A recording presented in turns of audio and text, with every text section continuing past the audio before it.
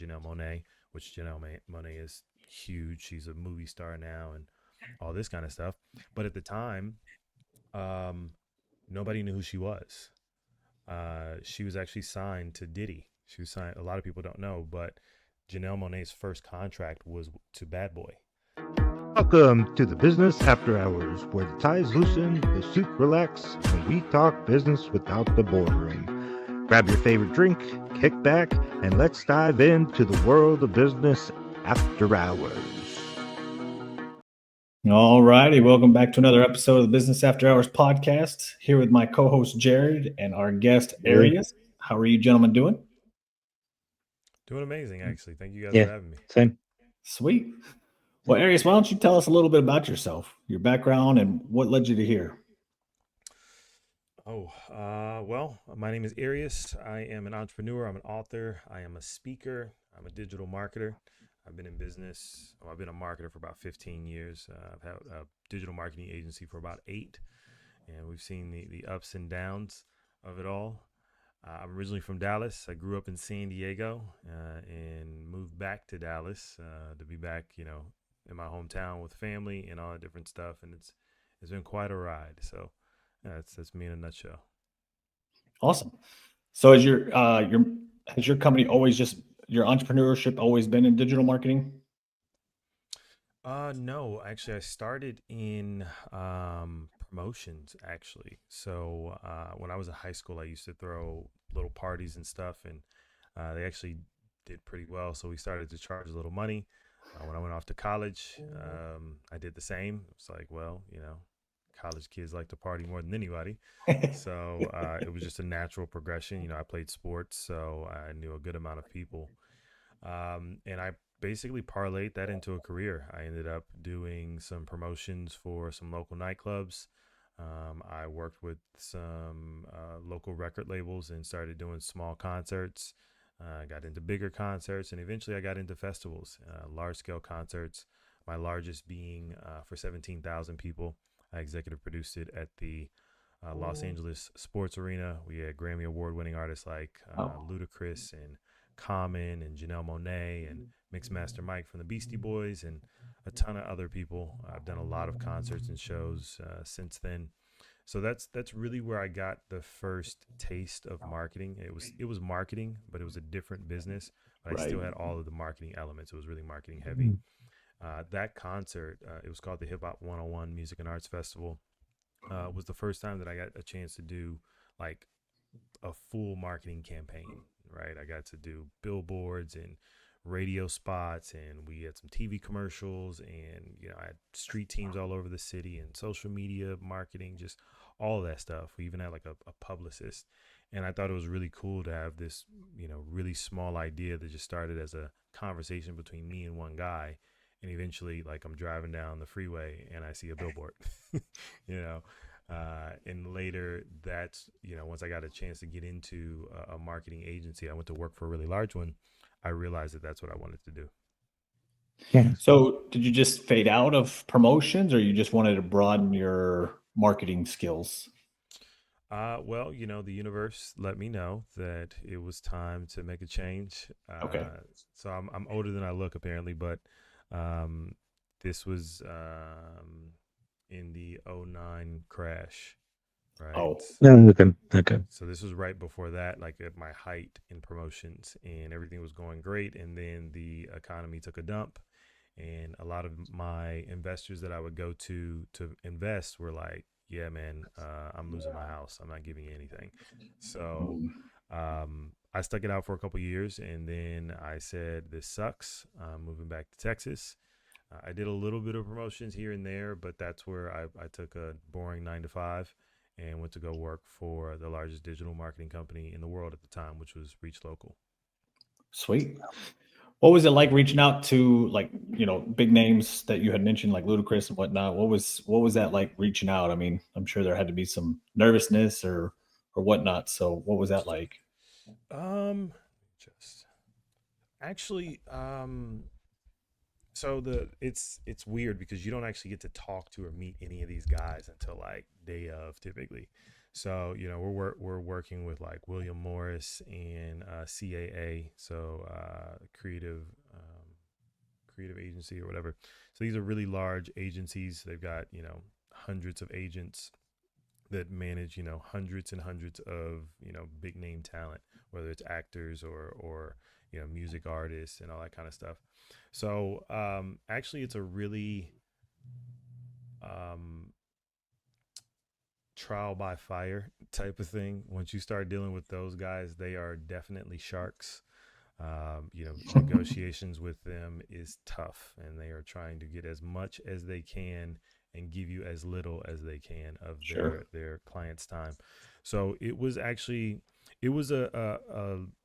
steep learning curve. I remember during that, the first artist that we were going after was Lil Wayne, and this was a time where he was having his first like major run as a solo artist.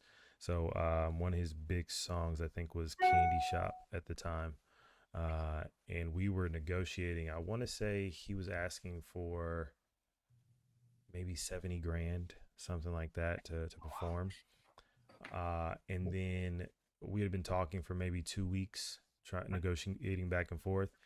The Grammys happen. He wins a Grammy for, I think it was Candy Shop or something else, and then they come back the next day and they're like, "Yeah, we want 150." And we were like, "Wait, huh? Bro, we were just talking about 70 yesterday. What do you mean Now 150? you double it. Jesus Christ!" Like, wow.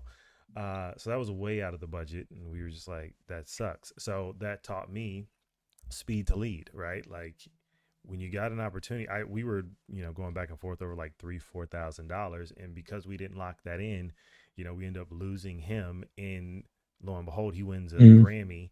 His album goes crazy, he becomes one of the biggest rappers on the planet at the time, and we lost out on that opportunity because we were squabbling over a few $1,000s. So it's like when you get a price, kind of check the market and then pull the trigger. Don't take a lot of time. So it was tough, and then it was great once we actually got to meet them. So we ended up settling on Ludacris and Common and Janelle Monáe, which Monáe is huge. She's a movie star now and all this kind of stuff. But at the time, um, nobody knew who she was. She was actually signed to Diddy. She was signed. A lot of people don't know, but Janelle Monáe's first contract was to Bad Boy. Wow, I didn't know that. Um, he had signed her, and they didn't know what to do with her.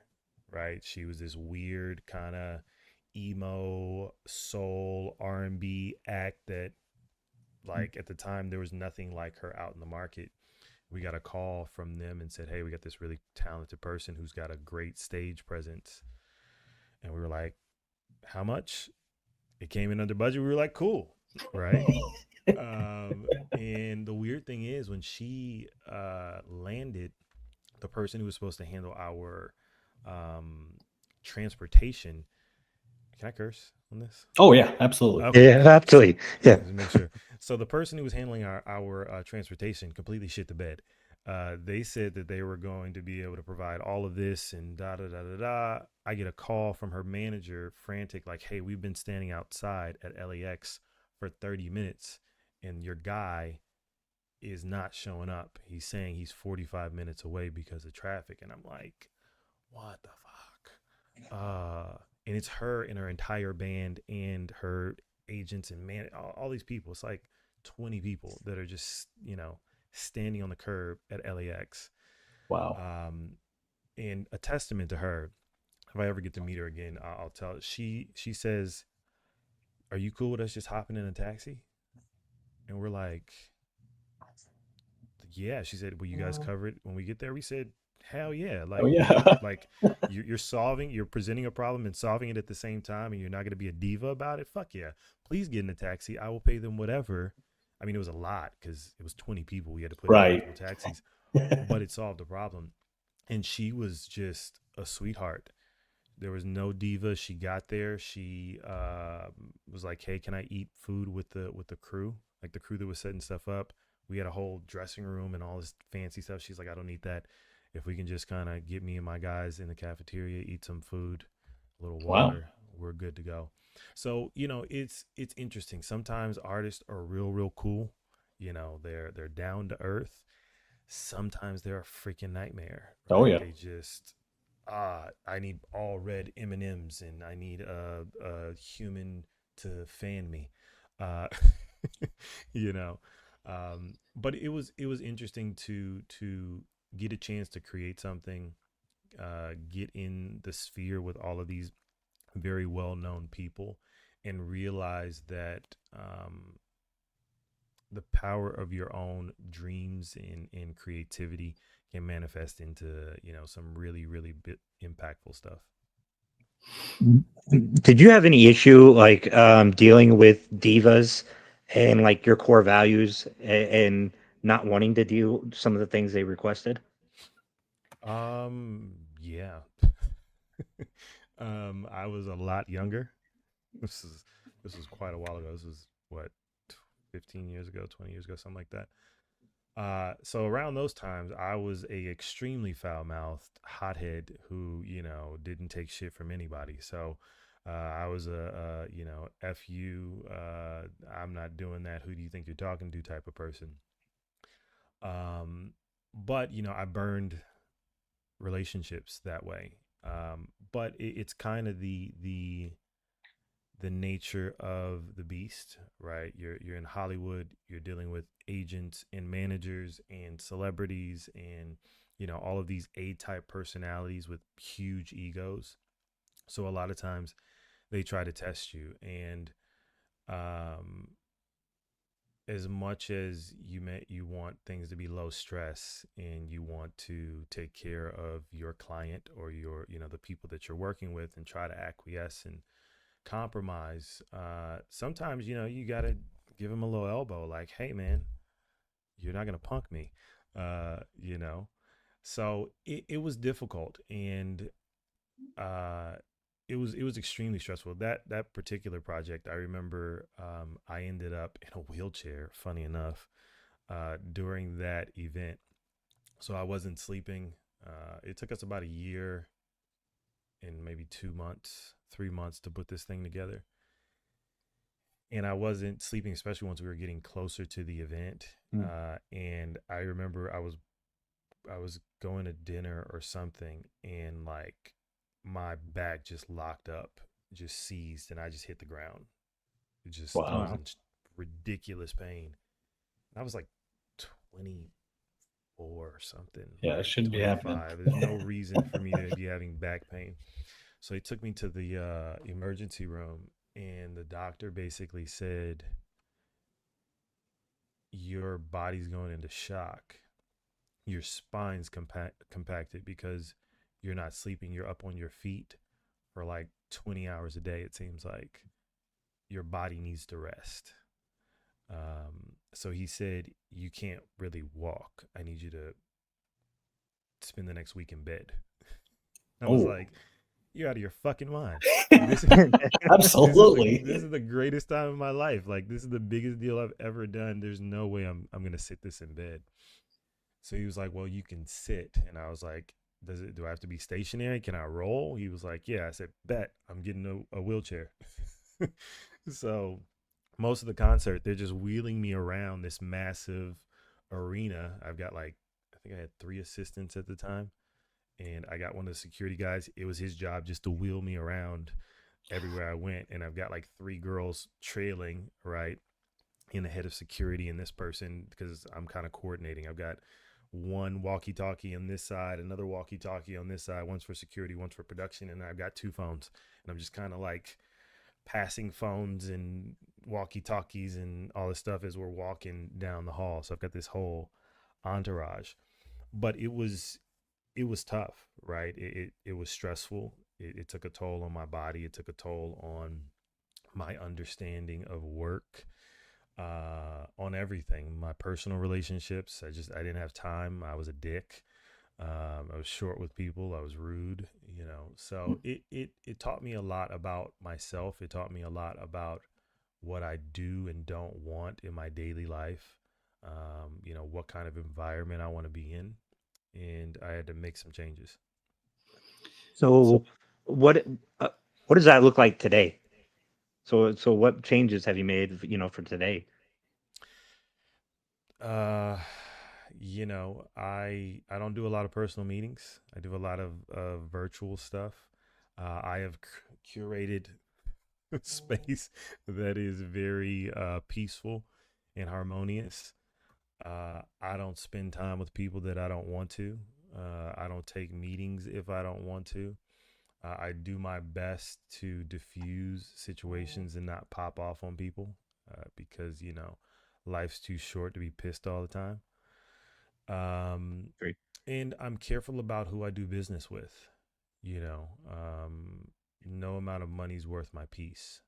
So I very much filter, and I don't cut people off really quickly. I have a client that I'm dealing with now that's a little difficult, a little demanding, right? Um, but I put things into perspective, and it's like, hey, I'm making great money to do this, so there's a little bit of shit that comes with everything. Right. Um, but I do what I can to be proactive to get ahead of those things. A lot of times, it's more setting expectations and teaching people how to treat you, and having real consequences attached to those things if they continue to violate your peace. I've got really, really good at those things. So, but again, I'm twice as old as I was when I first kind of got Right. into business. So I've learned a few things over time. So you went to work for, at the time, the nation's largest digital marketing company, and then you decided to start your own. And so now you instantly became a millionaire starting your own company at that point. Oh yeah, man. First day, man, cool meal was dropped in my lap. I took a vacation with some, amazing babe, and took a sports car up the coast. Um, no, no, it was hard fought. I had some early successes because I was working with this really big company, so I was able to kind of leverage the fact that I worked there to get a couple of clients. But once I decided to leave that company and kind of do this full time, I quickly realized that all the guys that were on the other side of the building that did a lot of the stuff that I didn't do, I now understood why they were so freaking necessary. Hmm. So from sales to lead generation, so marketing to account managers who are there to liaise with clients and kind of keep them happy and set expectations, to people who are actually doing the production and fulfillment, like doing the work, right? I instantly had to do all of those things. I had to build my website. I had to, generate some leads. I had to sell them. I had to build the website or make the flyer or, do the email campaign. I had to do the accounting, make sure they freaking pay me. It was just like you just problem after problem after problem. And in doing that, you overestimate how much time it's going to take, and you underestimate the toll that it'll take. And a lot of times you overestimate. The biggest thing that I did early is I overestimated what I would be able to earn. I was like, oh, well, this guy paid me this much. That was easy. That took an hour. I'm going to be a millionaire by breakfast, right? Um, and it's just like when you take on these projects, especially when you start taking on bigger projects, they take way longer than you think. And yeah, they paid you good money, but you thought you're going to be done in a week, and now you're 2 months later, and you're still trying to get everything done because the client had scope creep. It's like I only need 2 flyers, but now you're at number 20. All of those different things you learn how to write your contracts and kind of hold people accountable. It was tough, man. I don't think we really got it under control until probably about 3 or 4 years ago. Wow. Yeah, about 4 years ago. So, it took us 4 to 5 years to truly dial this thing in and kind of get our processes together, build a name, and get enough people on staff to be able to handle larger projects and how allow us to be able to scale continuously. So since restarting your entrepreneurship, what's been the biggest lesson that you've learned that you wished you might have had from your first go around at entrepreneurship? Um, systems, Hmm. systems, frameworks, automation is absolutely critical. Um, Actually, I tell my team, and this is what I teach to my students for our entrepreneurship program. Um, Start by doing the thing yourself so that you have an intimate knowledge of it. Figure out the process or the framework and document it religiously, right? So do the thing, document it, and then you hire people and train around the documentation, right? A lot of people they skip one of those steps. So they either go straight to hiring somebody. They say, hey, I need more sales, so let me hire a sales guy. Well, have you done sales for the company consistently? Well, no, I'm not good at sales. That's why I'm trying to get a sales guy. It doesn't work like that, bro. Mm-hmm. Um, or they will get really good at the thing. So whether it's say you build websites, you get really good at building websites, they become the bottleneck. So they're the only person that can touch a website, or they're the only person that can bake the cake. They're the only person, everything is always waiting on them to get it done. So they then become the machine instead of them building the machine. So they end up hiring too late. And many times That's they have a good. really hard time. And I can't say they, I had a hard time letting go of things because I got really good at stuff. Um, so even when I would hire people, they didn't do it to my standard. So then I'd end up doing it all over again, right? So then I'd say stupid stuff like, well, why the hell am I hiring that person if I end up having to do it myself anyway? I might Yep. as well have just done Yeah. it myself. And the issue wasn't that they weren't skilled, it was just that I hadn't trained them on my way. And I couldn't train them on my way because I didn't have any documentation, right? I knew Oh how to yeah. do it intuitively, but I couldn't hand them something that says, hey, step one, Do it this way. step two, step three, and then kind of give them a little bit of feedback to optimize, how well they do and continue to train them. So yeah, I think that was the biggest learning curve is figuring out my systems, figuring out how to hire people and how to get them up to snuff with the thing that I was hiring them for. When you're talking about hiring, do you find it better to find somebody with experience versus, somebody green? Yeah, yeah. I don't think that they need to be. Well, it depends on where you are in business, right? So if you're really early in business, maybe this is your first hire, employee number one. Typically, you can't afford the person with all the experience in the world, right? They're coming with a price tag. And as much as they would be able to, change your business, you don't have the money. So And an typically, ego in some cases too. what'd you say? I said, and an ego comes with it too sometimes, Oh yeah, yeah, yeah. They're especially in like, this in I digital used to marketing. work at such and such. Right. Mhm. Ah, right. Exactly. Um, so yeah, so I typically like to find people that are kind of if you're in that space, you want to try to find someone who is middle of the road, right? They're not completely green, they're not super experienced. They've got enough knowledge to be dangerous, but they're still also moldable, right? And that allows you to get enough quality and not have to kind of start from square one with them, teaching them about your industry, but then you can teach them your way. Again, if you have the documentation, you can say, hey, I know you're used to using such and such program or whatever this process is, but this is the program we use. This is the process. Their past experience will allow them to kind of get it quicker because they've got a baseline of knowledge, but it allows you to kind of bring them up to your standard and work within your framework. No, that's good. What, especially in your field, and there's other fields that end up watching this program, but how do you feel about niches? Niching down, like with marketing. Or just like any type of business, whether it be other types of services. Is being a niche or having a niche important, or is it kind of flexible? Yeah, absolutely. It's critical. I constantly tell entrepreneurs, especially newer ones or and new clients, I always ask, so what's your target demographic, or what's your target audience?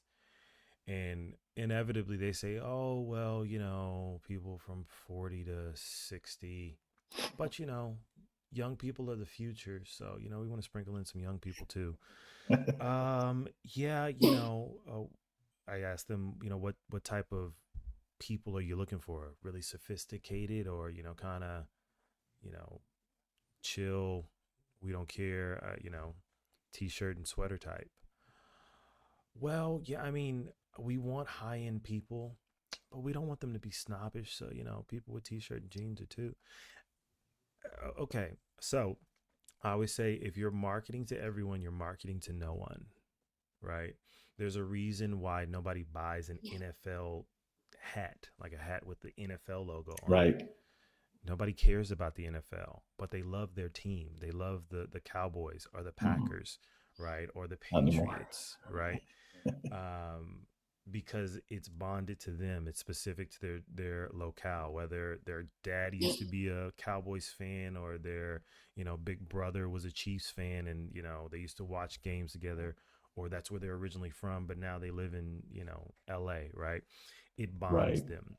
And as a business and as a marketer and as an entrepreneur, you need to create things that bond them to your business, bond them to your That's very product, good. bond them to your brand. And if you're creating things that are real general, you're replaceable, you're forgettable, right? It's like, oh, you bake cakes, you just make a normal white cake with white frosting, and there's nothing on it. Why the hell don't I just go to the local grocery store and get it from there? Why do I need to buy it from you? Right. Right. So yeah, I think it's really important for you to niche down.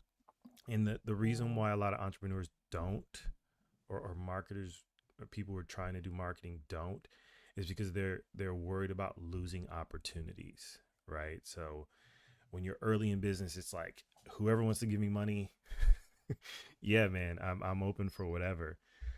So they're afraid, or they don't feel like they can afford to say no to somebody who's outside of their niche. And it's counterintuitive, and it seems like you're losing, but you actually win if you become the go-to for that particular thing for a specific type of person. Well, then all of your marketing, all of your verbiage, all of the products and services that you create instantly get their attention, right? They instantly, like that hat example, right? NFL, no, like, okay, yeah, you like football, that's great. But if you're wearing that, Kansas City Chiefs hat, right? They're like, you from Kansas City? Yeah, hey Conversation man, starter. Yeah. I used to live in Kansas City, man. Yeah, they raise their hand and they say, yeah, man, we're the same tribe, we're the same. So you're looking for those people that do that. You want to find people that you wouldn't mind having a beer with. You want to have a tribe of people that have a lot of things in common, because that's how you get return business, right? Repeat clients. That's how you get referrals, right? People like people that are like them. They like to buy from people that are like them. People that are like them are the people that they like, right? So you have to niche down in order to get people to want to continue to patronize and service your business. It's good. That's That good. is very good. Sucks we're at the end, because I feel Mhm. like this conversation could keep going. Absolutely. But definitely appreciate you. Why don't you give us a little plug in? Because I know you got a couple businesses here. So let's just start with give a plug in for your marketing company. Yeah, Webster Berry Marketing. We've been in existence for about 8 years. We do a lot of things. We're full service, so we have a graphic team, we have a video team, we build apps, we build funnels and websites. But one of the biggest things that we've been focused on this year is a new product we call Social Authority. It's a blend of public relations and social media management. So we help people get on TV and radio. We get you into magazines and newspapers. Mm. We get you on podcasts. in order to truly get your business out in front of a group of people that you may not have had the ability to get in front of. And then once we have all of that content created, we also write some scripts and give it to the customer. They record it, they send it over to us, and then we cut that up into 10, 20, 30, 40 pieces, and we schedule it to go out on your social media. So it allows you to get in front of, a huge audience, and it also allows you to kind of have your social media on autopilot. That's good. That's awesome. And then what about your other one here, Arius Webster Berry? That's all things me. So, everything that I currently do, all my speaking engagements, my books, my businesses, my courses, my coaching programs, all of that stuff is at ariuswebsterberry.com. Anything that I have coming up in the future will also be there. So if you're looking to get a hold of me or have a central point for all of my businesses, that's definitely the place to go, including our software, Ignite Funnels. Awesome. That's awesome. Jared, you got anything? No, thanks again for coming on. It was definitely insightful. I appreciate you opening up with us. I think it just brings more truth and value with that. So thanks again for coming on. We're going to have all his links down below in the description, so it'll be easy for you guys to just click on, pay him a visit, explore his websites, and if you need some marketing, give him a head up. If you need him to speak, you'll have both of them there to be able to book them. So appreciate you coming on again, and maybe we'll try to see if we can get you in the future. You got a lot to offer, so I appreciate it. Yeah, this was fun. Absolutely. All right. Thanks. Till next time. Welcome to the Business After Hours, where the ties loosen, the suit relax, and we talk business without the boardroom. Grab your favorite drink, kick back, and let's dive into the world of business after hours.